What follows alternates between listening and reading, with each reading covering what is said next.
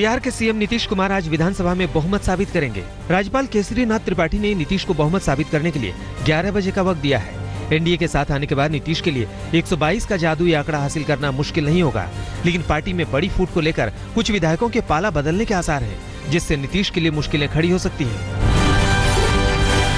नीतीश की party JDU के पास 71 विधायक हैं। बहुमत का आंकड़ा 122 है। ऐसे में जेडीयू को 51 विधायकों की जरूरत है। एनडीए का साथ मिलने पर जेडीयू को 58 और विधायकों का समर्थन मिला है। अब उनके पास 129 विधायक हो गए हैं। ये बहुमत से 7 ज्यादा है। सुशील मोदी 132 विधायकों के समर्थन की बात कह रहे हैं। ये सपोर्ट कायम रहा तो नीतीश को बहुमत हासिल करने में दिक्कत नहीं आएगी। सीएम नीतीश कुमार के फैसले से पार्टी सांसद अली अनवर नाराज बताए जाते हैं। अली अनवर ने इस सिलसिले में पार्टी संसदीय दल के नेता शरद यादव से मुलाकात की। मुलाकात के बाद अली अनवर ने कहा कि जो फैसला नीतीश ने लिया है वो पार्टी के लिए फायदेमंद नहीं है और उन्हें हजम नहीं हो रहा। ये एक राष्ट्रीय दुर्घटना की तरह है और इससे बहुत धक्का लगा। हमको लगता है कि अब इससे आगे नहीं, बीजेपी के साथ जाना अपन को हजम नहीं होता। बिहार महागठबंधन में फूट के बाद जेडीयू में बगावत की खबरों के बीच गुरुवार को वित्त मंत्री अरुण जेटली ने शरद यादव से फोन पर बात की।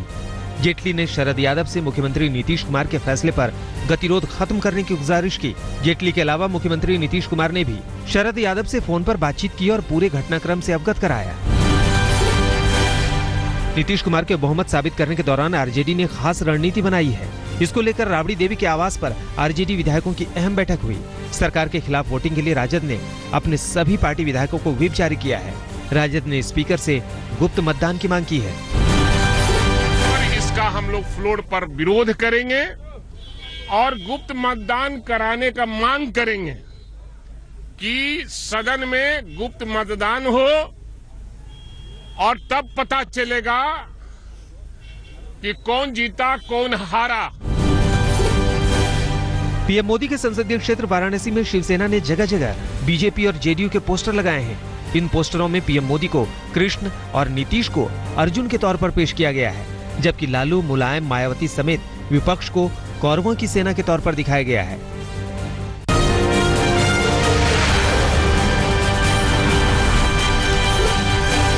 बीजिंग में ब्रिक्स देशों के राष्ट्रीय सुरक्षा सलाहकारों का सम्मेलन शुरू हो गया है। भारत के राष्ट्रीय सुरक्षा सलाहकार अजीत डोभाल इस सम्मेलन में शिरकत कर रहे हैं। कल डोभाल ने चीन के एनएसए और स्टेट काउंसलर यांग जिएची से मुलाकात की थी। डोभाल ने कहा कि बीजिंग आने पर उन्हें खुशी हुई है।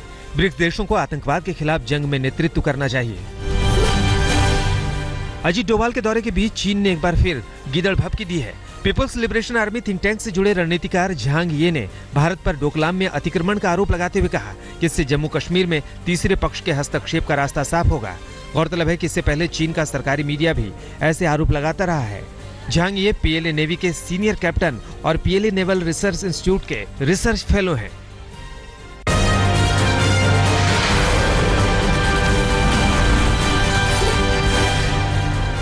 गुजरात में कांग्रेस को फिर झटका लगा है। पार्टी के 3 विधायक बलवंत सिंह राजपूत, प्रहलाद पटेल और तेजश्री बेन पटेल ने बीजेपी का दामन थाम लिया है।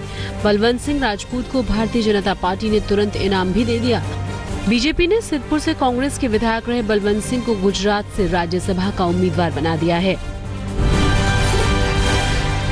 कांग्रेस आज लोकसभा में बेकाबू भीड़ के हाथों मौत के मुद्दे को उठा सकती है। कांग्रेस पहले भी इस मुद्दे को लोकसभा में उठाने की मांग करती रही है। इस पर आज लोकसभा में हंगामा होने के आसार हैं। आज बीजेपी के राष्ट्रीय अध्यक्ष अमित शाह और केंद्रीय मंत्री स्मृति ईरानी अहमदाबाद में राज्यसभा के लिए अपना पर्चा दाखिल करेंगे। बीजेपी संसदीय बोर्ड ने दोनों को राज्यसभा से उम्मीदवार बनाने पर मुहर लगाई थी। कांग्रेस उपाध्यक्ष राहुल गांधी आज 2 दिन के दौरे पर छत्तीसगढ़ जाएंगे। राहुल गांधी यहां बस्तर इलाके में कई कार्यक्रमों में हिस्सा लेंगे। राहुल गांधी पार्टी के नेताओं से मुलाकात करने के साथ साथ शनिवार को एक जनसभा को संबोधित भी करेंगे। छत्तीसगढ़ में सीबीआई की क्लोजर रिपोर्ट से राजनीति फिर गर्मा गई है। मामला साल 2003 का है, जब तत्कालीन मुख्यमंत्री अजीत जोगी बीजेपी विधायकों की खरीद फरोख्त के मामले में फंसे थे। अब ये मामला नए सिरे से उठ गया है। शिकायतकर्ता वीरेंद्र पांडे ने छत्तीसगढ़ हाईकोर्ट में अर्जी लगाई है कि जब जोगी दोषी नहीं है तो तमाम बीजेपी के नेताओं के खिलाफ साजिश का मामला दर्ज कर उन्हें गिरफ्तार किया जाए।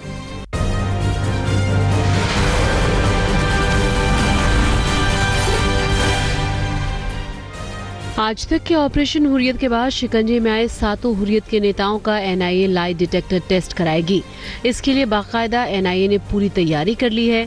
एनआईए सूत्रों से मिली जानकारी के मुताबिक एजेंसी ने 7 लोगों को 10 दिन की पुलिस रिमांड पर लिया है। एजेंसी ने इस मामले में 25 से 30 लोगों को पूछताछ के लिए समन किया है।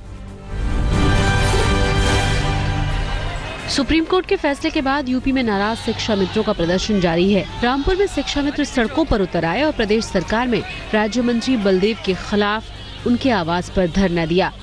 पुलिस ने शिक्षा मित्रों को रोकने के लिए हल्का बल प्रयोग भी किया। प्रदर्शनकारियों ने यूपी सरकार से नौकरियां सुनिश्चित करने के लिए कानून बनाने की मांग की है।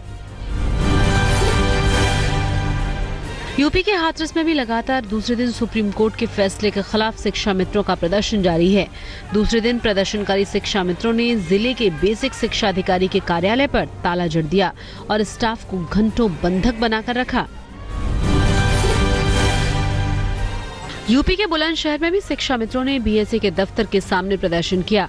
इस दौरान लोगों ने केंद्र की मोदी और राज्य की योगी सरकार पर भी जमकर निशाना साधा और आतंकवादी बदमाश बनने तक धरना प्रदर्शन का ऐलान किया। यूपी के गोरखपुर में सोमवार को शिक्षा मित्रों का प्रदर्शन उग्र हो गया। शिक्षा मित्रों ने सरकारी बसों और बीजेपी नेताओं की गाड़ियों समेत बाकी के मुसाफिरों की गाड़ियों को भी निशाना बनाया। उग्र शिक्षा मित्रों को रोकने के लिए पुलिस ने वाटर कैनन का इस्तेमाल किया और डीएम की अगुवाई में लाठीचार्ज भी किया गया। सुप्रीम कोर्ट के फैसले से सदमे में आए शिक्षा मित्र अब खुदकुशी का कदम उठाने से भी नहीं डर रहे। यूपी के अमेठी में शिक्षा मित्र ने फैसले से दुखी होकर गहरे नाले में कूदकर अपनी जान दे दी। मृतक ने एक सुसाइड नोट भी छोड़ा है जिसमें लिखा है कि हम 2 बार जहरीला पदार्थ खा चुके हैं लेकिन कोई असर नहीं हुआ। इसके बाद नाले में कूदकर जान दे दी।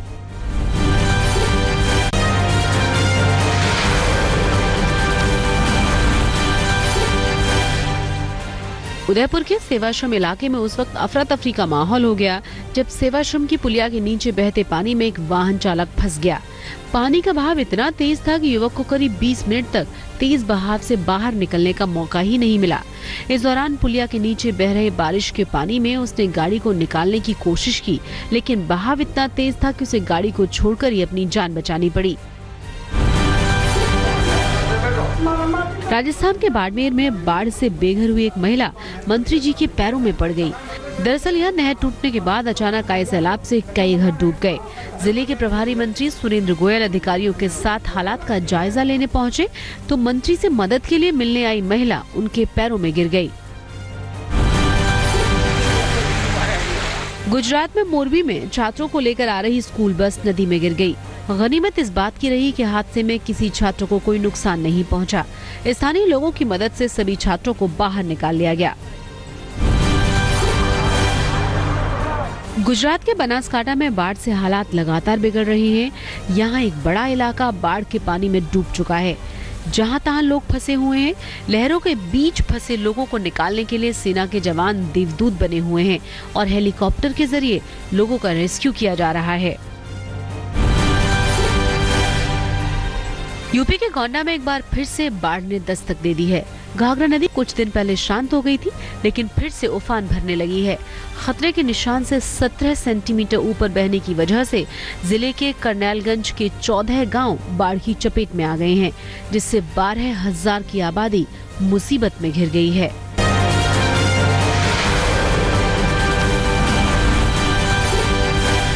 प्रधानमंत्री नरेंद्र मोदी ने गुरुवार को भारतीय महिला क्रिकेट टीम के खिलाड़ियों के साथ मुलाकात की। इस मौके पर पीएम मोदी ने महिला क्रिकेट टीम के खिलाड़ियों से कहा कि उन्होंने देश को गौरवान्वित करने का काम किया है। वहीं महिला खिलाड़ियों ने पीएम से मुलाकात कर कहा कि जब उन्होंने मैच के दौरान प्रधानमंत्री के ट्वीट देखे तो उन्होंने खुद पर गर्व, खुशी और प्रेरित महसूस किया। रेलवे ने भी भारतीय महिला क्रिकेट टीम में प्रतिनिधित्व करने वाली अपनी खिलाड़ियों को गुरुवार को सम्मानित किया। रेलवे ने सभी खिलाड़ियों को 13-13 लाख रुपए का चेक दिया। इसी दौरान बीसीसीआई ने भी खिलाड़ियों को 50 लाख रुपए का चेक प्रदान किया। दिल्ली के ताजमान सिंह होटल में आयोजित समारोह में खिलाड़ियों को सम्मानित किया गया।